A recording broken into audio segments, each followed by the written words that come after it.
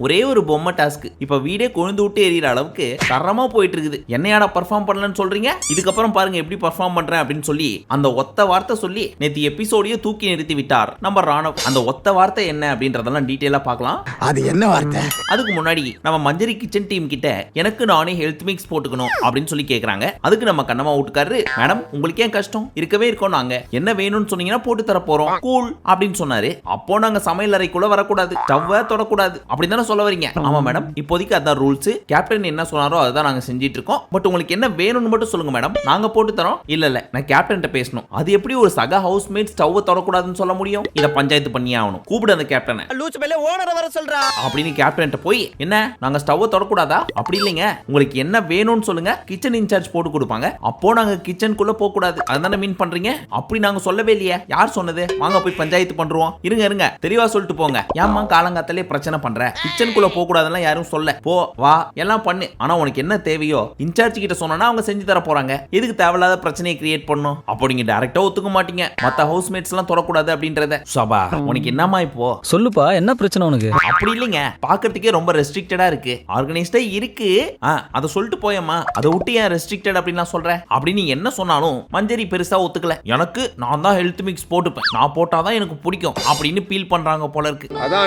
எனக்கு தெரிஞ்ச அங்க இருக்க டீம் எது கேட்டாலும் கரெக்டா போட்டு கொடுத்துறாங்க. ரொம்ப ஆர்கனைஸ்டா தான் போயிட்டு இருக்குது இவரோட கேப்டன்சில. அப்படி இருக்கிறப்ப எனக்கு வேணும்ன்றதை நான் தான் போடுவேன் அப்படின்னு அடம்புச்சிட்டு இருக்காங்க காலங்காத்தாலேயே. அது பிரச்சனை பண்ணணும் அப்படின்றதுக்காகவா இல்ல என் கிச்சன் என் ஹெல்த் மிக்ஸ் நான் போட்டாதான் ருசியா இருக்கும் அப்படின்னு நினைச்சான்னு தெரியல. எது எப்படியோ என் உரிமையை நான் தட்டி கேட்பேன் அப்படின்னு காலங்காத்தாலேயே ஒத்த காலில் நிக்கிறாங்க நம்ம மஞ்சு. ஐயோ இங்க படுத்துற நிமிஷம்னால தாங்க முடியலையே. அடுத்து நம்ம கேப்டன் என்ன பண்ணாரு, இந்த வீட்டுக்குள்ள இருக்கிற நிறைய பேருக்கு ஒவ்வொரு பிரச்சனை இருக்கு என்னோட கேப்டன்சி மேல, அது எல்லாத்தையும் நான் அட்ரஸ் பண்ணி இப்பவே சால்வ் பண்ணிடுறேன், ப்ளீஸ் அதுக்காக ஒரு 10 நிமிஷம் உட்காருங்கப்பா அப்படின்னு சொல்லி கேட்டார். பட் இது 10 நிமிஷத்துலயே முடியாது, கண்டிப்பா எக்ஸ்டெண்ட் ஆகி போகும் அப்படின்றத முன்னாடியே கணிச்ச நம்ம கண்ணம்மா வீட்டுக்காரரு என்ன சொன்னாரு, இது ஸ்டார்ட் பண்ண போறதுக்கு முன்னாடி எல்லாருமே மூச்சா போயிட்டு வந்துருவோம் அப்படின்னாரு. இல்ல சீக்கிரம் முடிச்சிடலாம் ப்ளீஸ் அப்படின்னு கேட்க சரி அப்படின்ட்டு எல்லாரும் உட்காந்துட்டாங்க. ஆனா நம்ம சாச்சு அதெல்லாம் முடியாது, எனக்கு மூச்சா வருது, போயிட்டு வந்தா உட்காருவேன் அப்படின்னு அடம்புச்சே மூச்சா போயிட்டாங்க. அப்ப தீபக் என்ன சொன்னாரு, நீங்க போறது பிரச்சனை இல்லைங்க, அப்புறம் திருப்பி எல்லாரும் கேதர் பண்ணி ஒரே இடத்துல உட்கார வைக்கிறதுன்றது எவ்வளவு கஷ்டம் அப்படின்றது உங்களுக்கும் தெரியும், சரி இப்ப நான் மேட்ருக்கு வரேன் அப்படின்னு ஸ்டார்ட் பண்ணிட்டாரு. ஆனா சாச்சனா இன்னும் வரல. நீ வந்தாவா வரட்டி போ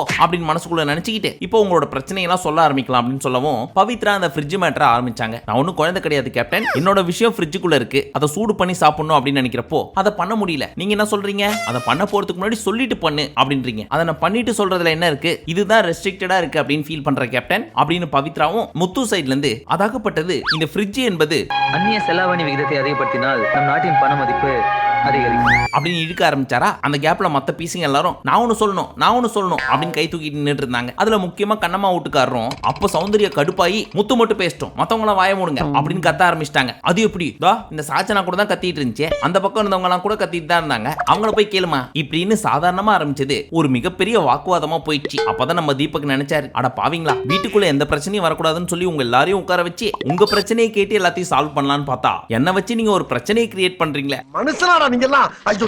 பட் என்ன பண்றது, இப்போதைக்கு கோவப்பட முடியாது, கோவப்பட்டா பூவை கட் பண்றீங்க அப்படின்னு எல்லாத்தையும் பொறுமையா ஹேண்டில் பண்ணாரு. ஆனா அவ்வளவு பொறுமையா ஹேண்டில் பண்ணியும் நம்ம சாச்சு ஆல்ரெடி முடிவு பண்ணிட்டாங்க, எனக்கு இந்த வீட்டுக்குள்ள யாரெல்லாம் கேப்டன் ஆகுறாங்களோ அவங்க பதவியை தூக்க வைக்கிறதுக்கு நான் என்ன வேணா பண்ணுவேன், அதுக்கு குறுக்க யாரு வந்தாலும் சரி தட்டி கேட்பேன்.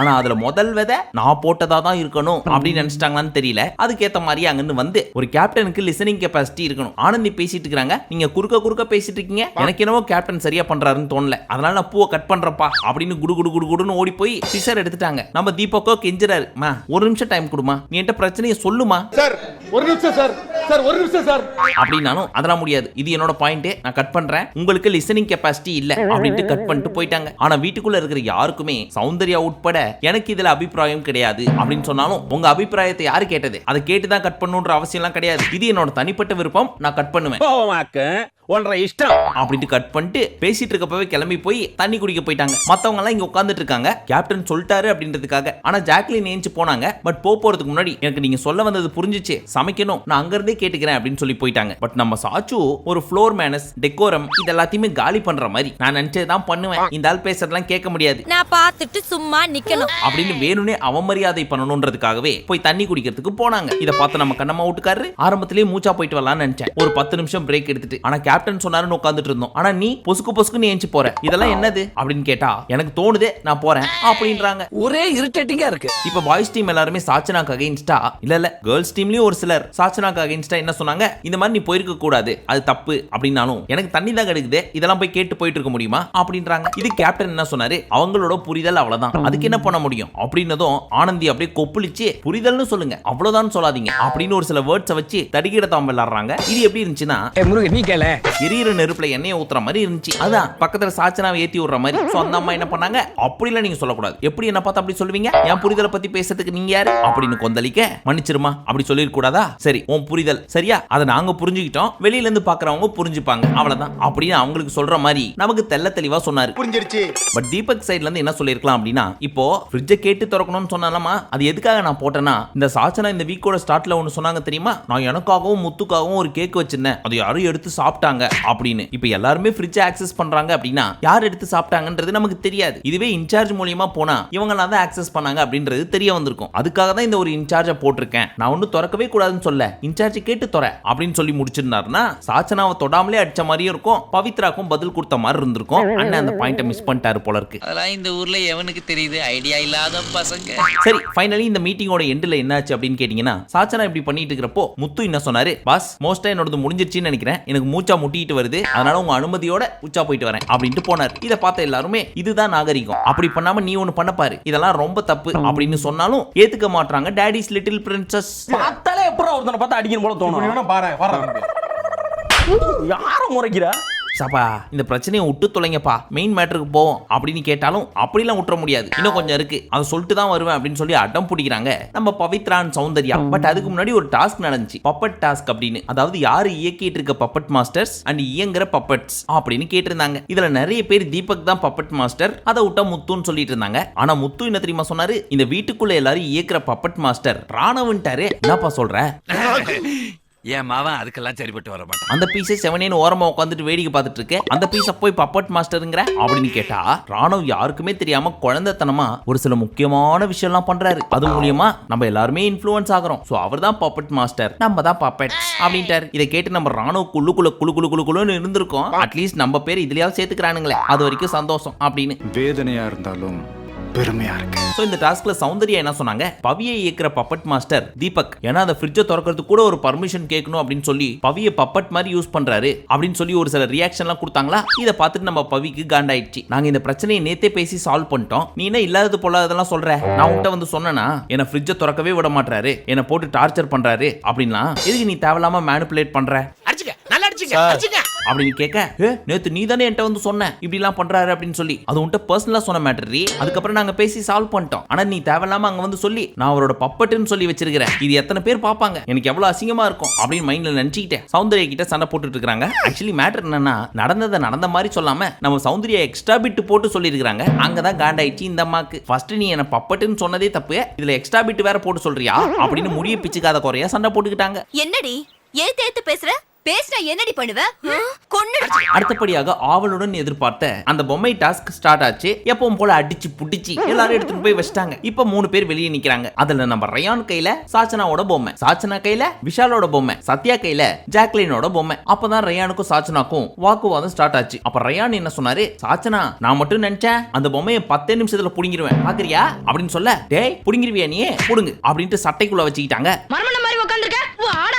அதுக்கப்புறம் என்ன பேச முடியும், ரயான் ஆஃப். ஆனா அங்கதான் நம்ம ஜாக்லின் உள்ள பூந்து ஒரு பயங்கரமான பிளான் போட்டாங்க. சாச்சு உனக்கு என்ன வேணும் சொல்லு, நான் பண்ணி கொடுக்குறேன் அப்படின்னு கேட்க, ரயான் எடுத்துட்டு போய் என்னோட பொம்மையை உள்ள வைக்க சொல்லுங்க, சத்யா கையில இருக்க உன்னோட பொம்மை உள்ள போற வரைக்கும் விஷாலோட பொம்மை உள்ள போகாது, அதுக்கு நான் கேரண்டி சத்தியமா நிப்பேன் அப்படின்னு ஸ்ட்ராங்கா சொன்ன மாதிரி கட்சி வரைக்கும் நின்னாங்க. ரயானும் சாச்சனாவோட பொம்மையை உள்ள வச்சிட்டாரு. இப்ப விஷாலா ஜாக்லினா அப்படின்றதுதான் கேள்வியா இருந்துச்சு. ஆனா பிக் பாஸோ 10 நிமிஷம் தான் டைம் அப்படின்னாரு. Your time starts now. அதுக்குள்ள இந்த 2 பீஸுங்களுமே வைக்கல. So Vishal Vishal and Jacqueline ரெண்டு பேருமே அவுட். இவங்க ரெண்டு பேருமே கண்டினியூ ஆயிருந்தா இந்த கேம் இன்னும் சுவாரஸ்யமா போயிருக்கும். இதுல பெரிய பிரச்சனை என்ன தெரியுமா? ஃபர்ஸ்ட் டம்மி பீஸுங்கள்லாம் இவங்க பிளான் பண்ணி அடிச்சு வெளியே தொடுத்தி இருக்கணும். அதுக்கப்புறம் ஸ்ட்ராங்கான பிளேயர்ஸ்லாம் இருந்திருப்பாங்க, அவங்களுக்குள்ள யார் பெஸ்ட் அப்படின்னு பார்த்துருக்கணும். அப்படி போயிருந்துச்சுன்னா இந்த கேம் இன்னும் சுவாரஸ்யமா இருந்திருக்கும். பட் ஓகே, இந்த சீசன் 8 செத்து போச்சுன்னு நினைக்கிறப்போ உயிர் கொடுக்குற மாதிரி இப்படி ஒரு டாஸ்க்கை வச்சு அட்லீஸ்ட் இதையாவது பண்ணாங்களே, அது வரைக்கும் சந்தோஷம். உனக்கு இந்த அல்பாசை. கொஞ்ச நேரத்துக்கு அப்புறம் அடுத்த ரவுண்ட் ஸ்டார்ட் ஆச்சு. அதுல நம்ம பிக் பாஸ் என்ன சொன்னாரு, வெளியே உட்கார்ந்து இருக்கிற யாரு வேணா இதுல கலந்துக்கலாம் அப்படின்ட்டாரு. ஆனால் பால் பிட்டுக்குள்ள போய் பொம்மை எடுக்க கூடாது,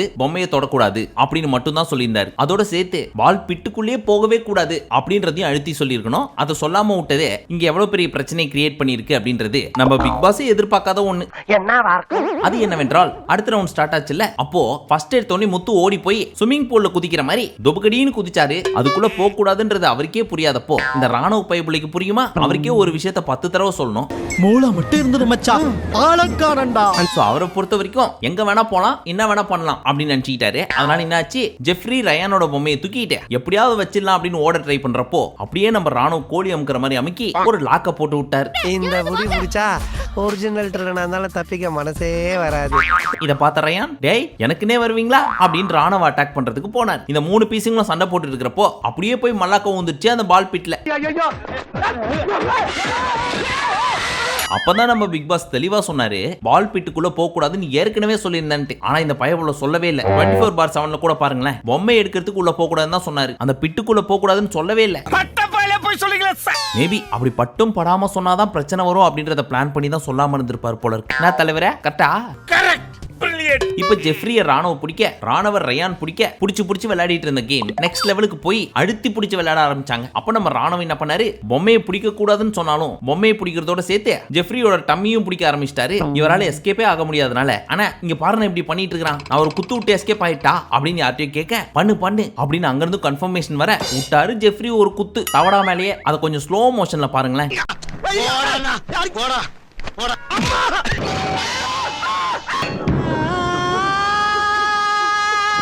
என்னதான் ஜெஃப்ரியை பார்க்கறதுக்கு ஒல்லியா இருந்தாலும் நங்குன்னு ஒரு அடி விட்ட உடனே ராணுவ மூஞ்சி எப்படி போச்சு பாத்தீங்களா? அதுல எந்த அளவுக்கு லாக் போட்டுருந்துச்சோ அப்படியே விட்டுருச்சு அந்த பீஸ். அப்பேற்பட்ட அடி அது. ஒரு ஆளு ஒரு அடிதான் அடிச்சேன், கழுத்து ஒரு பக்கமா லாக் ஆயிடுச்சு. ஃபைனலி எல்லாரோட பொம்மையும் போயிடுச்சு. ஆனா ஜெஃப்ரி கையில வச்சிருக்கிற ரயானோட பொம்மை உள்ள போக முடியல. So Rayan out. சும்மா வர ரயான் டாஸ்க் முடிஞ்சதுக்கு அப்புறம் என்னடா பண்ணிட்டு இருக்கிற அப்படின்னு ஒரு வார்த்தையை போட்டு உன்னை அடிச்சு வாயை உடைச்சிருவேன் அப்படின்ட்டு அடிக்க போயிட்டாரு. அது வரைக்கும் பரிதாபமா பார்த்துட்டு இருந்த ராணுவ, டேய் என்னடா அடிக்க வர அப்படின்னு அவரை அடிக்க போவ வாய் சலப்பு கை சலப்பாகி விட்டது.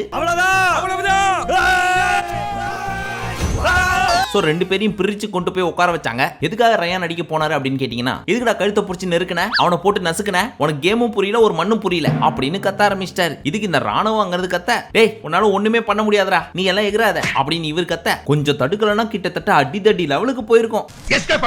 ஆனா ராணுவ ஜெஃப்ரியை பிடிச்சிட்டு இருக்கிறப்போ ஏதோ யானை எலி குஞ்சம் பிடிச்சிட்டு இருக்கிற மாதிரி தான் ஃபீல் ஆச்சு. ஆனா பாவம் பயபுள்ளைக்கு வயித்துல ஏதோ வலி வந்திருக்குது போல இருக்கு. அதனால காண்டான ஜெஃப்ரி, டேய் உனக்கு உடம்பு இருக்க அளவுக்கு மூளை இல்லையா, ஏன்னா என் வயிற்று போட்டு அப்படி நசுக்குன, வலிக்குதுடா எனக்கு, நான் என் எல்போ வச்சு ஒரு குத்து விட்டா பரவாயில்லையா, தாங்க மாட்டே நீ அப்படின்னு இவர் என்னதான் கத்தனாலும் ஒரு வார்த்தை ராணுவ இருந்து திருப்பி வரலையே. அதை பாக்குறப்பதான் இன்னும் சிரிப்பு வந்துச்சு. ஒரு சின்ன பையன் பேசிக்கிட்டே கேட்டுட்டு பேசாம உட்கார்ந்திருக்க. ஆனா இது என்ன பிரச்சனை அப்படின்னு கேட்டா, ஃபர்ஸ்ட் ஆஃப் ஆல் பிட்டுக்குள்ள முத்துவும் சரி ராணுவும் சரி போயிருக்கவே கூடாது. ஜெஃப்ரியை அட்டாக் பண்ணும் அப்படின்னு நினைச்சா வெளியே தான் பண்ணிருக்கணும். ஆனா உள்ளே ரொம்ப நேரம் புடிச்சிட்டு இருந்தது மத்தவங்க எல்லாம் உள்ள வைக்கிற மாதிரி ஆயிடுச்சு, இவரால வைக்க முடியல. சோ அது ஒரு பெரிய பிரச்சனை. அதுக்கு மேல ஜெஃப்ரி போட்டு ஒரு குத்து விட்டாரு தெரியுமா, அதுவும் ஒரு பிரச்சனை. உங்களுக்கு என்ன பிரச்சனை இருக்கு, எனக்கு தான் பிரச்சனை. இது ரெண்டுத்துக்கும் நடுவுல ரயான் இருக்கார் இல்லையா, அவருமே சும்மா உள்ள சோக்கிங் அப்படின்ற பேர்ல ராணுவோட கழுத்தை பிடிச்சி நெரிச்சு ஒரு சில மேட்டர் எல்லாம் பண்ணாரு. சோ இந்த மூணுமே நல்லா பண்ணிருக்குதுங்க. ஆனா ரயானை பொறுத்த வரைக்கும் உன்னாலதான் நான் தோத்தேன் அப்படின்ற காண்டு உள்ளுக்குள்ள போகதான் மொத்த வன்மத்தி இறக்கிட்டாரு. உங்க வீட்டு பிள்ளையா நினைச்சு எல்லாரும் என்னை மன்னிச்சிருங்க. பட் இந்த கேப்ல மஞ்சரியோட கையில ஆனந்தியோட பொம்மை இருந்துச்சு. மஞ்சரியை தடுத்தாதான் மஞ்சரிக்கு முன்னாடி ஜெஃப்ரி போக முடியும், ரயான் சேவ் ஆக முடியும். அதனால ரயான் போய் மஞ்சரியை பயங்கரமா டைட்டா புடிச்சிட்டு இருந்தாரு. இப்ப மஞ்சரியை காப்பாத்துறதுக்காக முத்து வந்து ரயானை பிடிச்சாரு. ஆனா உண்மையிலேயே ஒரு பெரிய அப்ளாஸ் மஞ்சரிக்கு தான் கொடுக்கணும். ஏன் அப்படின்னு கேட்டீங்கன்னா, மஞ்சரி நினைச்சிருந்தா என்ன வேணா சொல்லிருக்கலாம், ரயானை இப்படி என்ன பின்னாடில இருந்து புடிச்சிட்டான், நசுக்கிட்டான், அவன் பண்ணது வலிச்சுது அப்படி இப்படின்னு. ஆனா ஒன் ஆர் ஷோல பார்த்த வரைக்கும் அவங்க பெருசா ஒண்ணுமே சொல்ல, அதை பத்தி ஸ்போர்ட்டிவா எடுத்துட்டு சூப்பரா முடிச்சுட்டு போயிட்டாங்க. இதை மைண்ட்ல வச்சுக்கங்க. பின்னாடி நம்ம சிவான ஒரு சிறப்பான சம்பவம் பண்ணிருப்பாரு, அதை நான் உங்களுக்கு சொல்றேன். சோ இதெல்லாம் முடிஞ்சதுக்கு அப்புறம் ஜாக்லின் போய் ரயான் கிட்ட அழுதுட்டு இருக்காங்க. டேய் ஏன்டா எல்லாரும் ஒன்ன மட்டும் டார்கெட் பண்றாங்க அப்படின்னு ஃபீல் பண்ணி அழுதுகிட்டு லெமனை பிஞ்சிட்டு இருந்தாங்க. ரயானுக்கு ஒண்ணு அப்படின்னு ஒண்ணே ஒரு பக்கம் ஜாக் வராங்க, இன்னொரு பக்கம் சௌந்தர்யா வராங்க. இந்த மாதிரி ஒரு ஃப்ரெண்டு நமக்கு கிடைச்சிருந்தா நம்ம லைஃப் எப்படி இருந்திருக்கும் அப்படின்னு பயங்கரமா ஃபீல் ஆயிடுச்சு. நீ ஒண்ணும் பயப்படாத. அடுத்த டாஸ்க் ஸ்டார்ட் ஆக போறதுக்கு முன்னாடி ஏற்கனவே ஜாக் ரொம்ப கடுப்புல இருந்தாங்க இல்லையா? சோ ராணவ பார்த்து, ராணவ் நீ ஜோக் பண்ணிருக்க கூடாதுடா அப்படின்னு சொல்ல, நீ பாத்தியா பக்கத்துல இருந்து பாத்தியா, பார்த்தா பேசு இல்ல மூட்டு போ அப்படின்ட்டாரு. இத பார்த்த சௌந்தர்யா பயங்கரமா காண்டாயி, யார பார்த்து மூட்டு போன்ற, மரியாதையா பேசு அப்படின்னு பயங்கரமா கொந்தளிக்க ஆரம்பிச்சிட்டாங்க. காட்டறவ மாதிரி வளர்ந்திருக்கிற புத்தி இல்ல, மறுவாத இல்லாம பேசுன மத்தியான சோத்துல விஷத்தை வச்சு கொண்டு போட்டுருவேன். நீ எது குறுக்க வர அப்படின்ட்டு இந்த பீஸையும் ட்ரிகர் பண்ற மாதிரி உன்ன மாதிரி அப்படி நான் பண்ணவே இல்லை அப்படின்னு முடியை சிலிப்பி விட்டு காமிச்சாரு. அதை பார்த்துட்டு இன்னும் காண்டாயி, டேய் நான் அப்படிதான்டா பண்ணுவேன் அப்படிதான்டா பண்ணுவேன், அவளை பார்த்து மூட்டு போன்னு சொல்றியே உனக்கு மூளை இருக்கா அப்படின்னு கத்த ஆரம்பிச்சிட்டாங்க. ஜாக்கும் அழ ஆரம்பிச்சிட்டாங்க. எப்படிடா என்ன பார்த்து மூளை இல்லைன்னு சொல்லலாம் அப்படின்னு ஜாக் கொந்தளிச்சு ராணுவ பார்த்து கேட்க, அது சொன்னது தப்பு தான் என்ன மன்னிச்சிரு அப்படின்னு மன்னிப்பு கேட்டார் ராணுவ. நானும் உன்னை பலார்னு அரைஞ்சிட்டேன் மன்னிப்பு கேட்கிறேன் ஓகேவா அப்படின்னு கேட்க, no reply comment, simply door lock. ஆனா ஃபர்ஸ்ட் டைம் எந்த ஒரு இன்ஃப்ளூயன்ஸும் இல்லாம ரயானை காலி பண்ணணும் அப்படின்றதுக்காக ஜெஃப்ரியை பிடிச்சாரு. ஆனா அதுவே தலைவருக்கு பாதகமா அமைஞ்சு போச்சு. சரி அதோட விட்டுருக்க வேண்டியதானே, அதை விட்டு பொண்ணுங்கள்ட்ட வந்து மூட்டு போ அப்படின்னு சொன்னா சும்மா விடுவாங்களா? பசங்கள்ட்ட பேசினா கூட ஓகே, அவனுக்கு பெருசா எடுத்துருக்க மாட்டானுங்க. அதுவும் ஜாக்லினை பார்த்து சொல்லி விட்டாங்க. அதனாலேயே தலைவரோட சோழியத்தோட முடிஞ்சிரும்னு நினைக்கிறேன். அடுத்து உள்ள என்ட்ரான முத்து, இங்க பாருங்க மக்களே, இந்த மாதிரி ஆடாதீங்க, உங்க மூளை யூஸ் பண்ணுங்க, உடம்ப பயன்படுத்தாதீங்க, அட்டாக் பண்ணி ஆடாதீங்க அப்படின்னு சொல்லிட்டு இருக்கிறப்போ, அப்புறம் நீ மட்டும் என்ன எதுக்கு அப்படி புடிச்ச அப்படின்னு ரயான் கேட்க, டேய் நான் உன்னை அட்டாக்லாம் பண்ணல, ஜஸ்ட் புடிச்சுதான் ஆடினேன். இல்ல நீ என்ன சொன்ன, நான் ஜெஃப்ரியை பிடிக்க போறேன் மஞ்சரியை பிடிக்க போலன்னு சொன்ன உடனே நான் உன்னை விட்டேன் அப்படின்னு முத்து சொல்ல, டேய் நடிக்காதடா, மஞ்சரி உள்ள போயிட்டான்றது உனக்கு தெரிஞ்சு போச்சு, அதனாலதான் நீ விட்ட, நீ இதுல கேம் ஆடி இருக்க, அப்படியே மாத்தி பேசாத அதையும் சொல்லு அப்படின்னு கிளியரா எக்ஸ்பிளைன் பண்ணி விட்டாரு ரயான். அடிக்காத, நல்லா தெரியும். இங்க பிரச்சனை என்ன அப்படின்னு பாத்தீங்கன்னா, நம்ம நேத்தே சொல்லி இந்த மாதிரி 3 கேங் இருக்கு. விஷாலுக்குன்னு ஒரு கேங், முத்துக்குன்னு ஒரு கேங், ரயானுக்குன்னு ஒரு கேங். இந்த முத்துக்கான கேங்ல யாரா இருக்காங்க அப்படின்னு பாத்தீங்கன்னா, மஞ்சரி, சாச்சனா, ஆனந்தி. அடுத்து ரயானுக்கான கேங் என்னன்னு பாத்தீங்கன்னா, ஜாக்லின், சௌந்தர்யா, ஜெஃப்ரி. விஷாலுக்கான கேங் யாரு அப்படின்னு பாத்தீங்கன்னா, சத்யா, கண்ணம்மா வீட்டுக்கார், தர்ஷிகா. சோ இப்படி கேங் போட்டு தான் விளையாடுறாங்க. எல்லாருமே அக்செப்டும் பண்ணிக்கிறாங்க. ஆனா முத்து மட்டும் சீச்சி அப்படிலாம் கிடையாது, நான் யாருக்கும் சப்போர்ட் பண்ணல, நான் கேமோட ரூலை தான் ஃபாலோ பண்ணி விளையாடிட்டு இருக்கிறேன் அப்படின்னு தன்னோட ஆட்டத்துல இருந்து லைட்டா மஞ்சரி வந்ததுக்கு அப்புறம் தசை திருப்புறாரோ அப்படின்ற மாதிரி லைட்டா ஃபீல் ஆகுது. கரெக்டா கண்டுபிடிச்ச பாத்தியா, அதனால தான் நீ பாஸ். பட் மத்தவங்க மாதிரி இல்லாம இந்த வைல்ட் கார்டு கண்டஸ்டன்ட்ஸ் எல்லாம் வரப்போறதுக்கு முன்னாடி இண்டிவிஜுவல் கான்ட்ரிபியூஷன் எப்படி கொடுத்தாரோ அதே மாதிரி இனி வரும் வாரங்கள்லயும் கொடுத்தாருன்னா கண்டிப்பா டாப் 3ல வரதுக்கு நிறைய சான்ஸ் இருக்கு. அதை விட்டு இவரும் மத்தவங்கள மாதிரி கேங் சேர்த்துக்கிட்டாருன்னா ரொம்ப கஷ்டம் தான். நான் உன்கிட்ட இன்னும் நிறைய கத்துக்கணும்டா. சோ அடுத்த ரவுண்ட்ல ரஞ்சித் தானே அவுட். பட் இத காவு வாங்கினது யாரு அப்படின்னு பார்த்தா நம்ம பவித்ரா. அது முடிஞ்சு அடுத்த ரவுண்ட் ஸ்டார்ட் ஆச்சு. அதுல ஆனந்தி அவுட். அதையும் காவு வாங்கினது யாருன்னு பார்த்தா நம்ம பவித்ரா. இந்த பொம்மை டாஸ்கோட ஸ்டார்ட் டு எண்ட் சிறப்பா செஞ்சிட்டு இருந்தாங்க இவங்க. கிட்டத்தட்ட இப்ப வரைக்கும் 6 பேர் அவுட் பண்ணி விட்டுருக்காங்க அசால்ட்டா. இது யாராவது நோட் பண்ணீங்களா? ஆனா இந்த பீஸோட பொம்மையை யாராவது ஒருத்தர் எடுத்துட்டு போய் வச்சிருக்காங்க. ஆனா நம்பாலு சைலண்டா ஒரு விக்கெட்டா எடுத்துட்டு இருக்காங்க.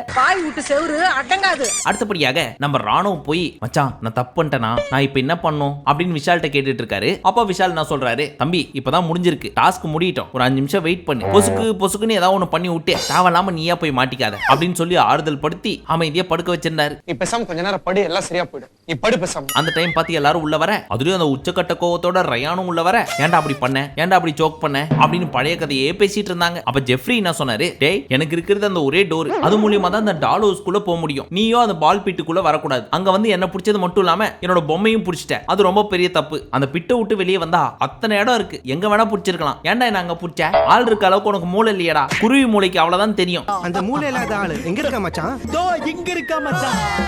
இப்படி நீ என்ன பேசினாலும் ராணுவ கிட்ட இருந்து ஒரு ரிப்ளையும் வரல. அதை பாக்குறப்போ உண்மையிலேயே சிரிப்பு தான் வந்துச்சு. இந்த குழந்தை அந்த பைல்வான் ரங்கநாதனை போட்டு அந்த அடி அடிச்சாலும் அடி வாங்காத மாதிரியே உட்காந்துட்டு இருக்கு பாத்தீங்களா. அப்ப ரயான் என்ன சொன்னாரு, டேய் நீ சோக் பண்ணது தப்புடா அப்படின்னு சொல்ல, டேய் பைத்திய மாதிரி பேசாதடா, நான் அவனை கீழே வயித்துல புடிச்சிட்டு இருக்கேன், சோக் பண்றேன் அப்படின்னா எப்படா அவன் கையால என்ன அட்டாக் பண்ண முடியும், அதை யோசிச்சு பேசு, கொஞ்சமா சென்ஸோட பேசு அப்படின்னு சொல்ல, சென்ஸோட பேசணுமா, இந்த மாதிரி வார்த்தை எல்லாம் யூஸ் பண்ணாத அப்படின்னு இங்கேயும் ஸ்டார்ட் பண்ண போனாங்க. அப்போ நம்ம முத்து உள்ள புந்து, இப்படி எப்ப பார்த்தாலும் அடிச்சுக்கிட்டு தொலைஞ்சிங்கன்னா இந்தியா புள்ள வளர்ச்சி ஆகும், நீ அட்டாக் பண்ணலங்கற அவனும் அட்டாக் பண்ணலங்கறான், இது எதை நாங்க நம்புறது அப்படினாரா. அதுக்கப்புறம் ரயானு எக்ஸ்பிளைன் பண்ணிட்டு இருந்தாரு. அப்ப நம்ம முத்து என்ன சொன்னாரு, நான் சொல்ல வேண்டியதை சொல்லிட்டு போயிடுறேன், அதுக்கப்புறம் நீங்க என்ன வேணா பேசிக்கங்க. விஷால் உன்னை தடுக்க ட்ரை பண்ணது அவன் கேம், நீ ராணுவ கழுத்தை பிடிச்சு நெருக்குனது உன் கேம், ராணுவ ஜெஃப்ரியை பிடிச்சி அழுத்தினது அவனோட கேம். கேமே எனக்கு புரியல. இதுல மக்களுக்கு யாரை பிடிக்கலையோ அவங்கள வெளியே அனுப்ப போறாங்க. அப்படி நடக்க வேணாம்னு ஒரு எச்சரிக்கை கொடுக்குறோம். இதையும் தாண்டி நீங்க சண்டை போடுறப்போ 2 பேரும் மாறி மாறி மூக்குல குத்தி ரத்தம் வந்து ஒண்ணு கிடக்க ஒண்ணு ஆகி ரெட் கார்டு வாங்கிட்டு வெளியே போறதுக்கு ஒரு நிமிஷம் இவ்வளவு பெரிய எக்ஸ்பிளனேஷன் கொடுக்காம விபரீதம் இல்லாம முடிச்சிருக்கலாம் அப்படின்னு சொல்லி முடியும் அப்படின்னு சொல்ல இவர் ஏற்கனவே சொன்னதை அப்படியே தூய தமிழ்ல சொன்னாரு. அதை பாக்குறப்போ எப்படி இருந்துச்சுன்னா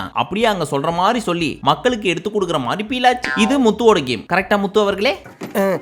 கரெக்ட் மேட்ட. அடுத்த ரவுண்ட் ஸ்டார்ட் ஆச்சு. அதுல எல்லாமே ஃபில் ஆயிடுச்சு. ஆனா மஞ்சரி கையில பவி பொம்மை, பவியின் கையில் மஞ்சரி பொம்மை. பட் முன்னாடியே பேசி வச்சிருக்காங்க இவங்க 2 பேரும். ஒருவேளை நீ ஃபர்ஸ்ட் போனாலோ நான் ஃபர்ஸ்ட் போனாலோ ஒரு பொம்மை உள்ள வச்சுட்டு இன்னொரு ஸ்லாட்டை ஃபில் ஆகாத மாதிரி புடிச்சு வச்சுக்கலாம் அப்படின்ட்டு. ஆனா இந்த பவித்ரா என்ன பண்ணிருக்காங்க, முன்னாடியே உள்ள போயிட்டாங்க. மஞ்சரி பொம்மையை தூக்கிட்டு இருந்தது ஒரே ஒரு ஸ்லாட். அதை யாரும் வைக்காத அளவுக்கு புடிச்சிட்டு நிக்கிறாங்க. அங்க அவங்களோட அல்டிமேட் எய்ம் என்ன அப்படின்னா அவங்களோட பொம்மையை மஞ்சரி உள்ள வைக்கணும். அது மட்டும் தான். ஆனா நீ சொன்ன மாதிரி எப்படி புடிச்சு வச்சிட்ட பாத்தியா?